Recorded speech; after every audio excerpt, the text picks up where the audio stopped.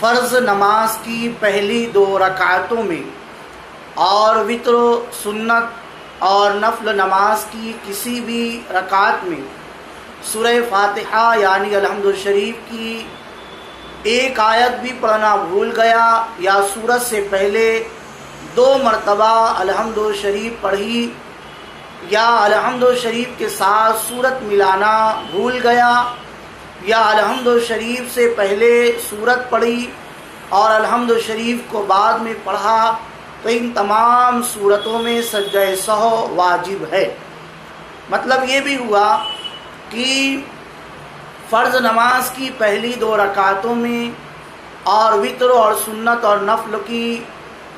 ہر رکعت میں سورہ فاتحہ کی 7 آیتوں کا پڑھنا واجب ہے۔ اگر ایک آیت بھی چھوٹ گئی تو اب آخر میں سجدہ سہو کرنا پڑے گا۔ در مختار، بہار شریعت، فتاوی رضویہ اور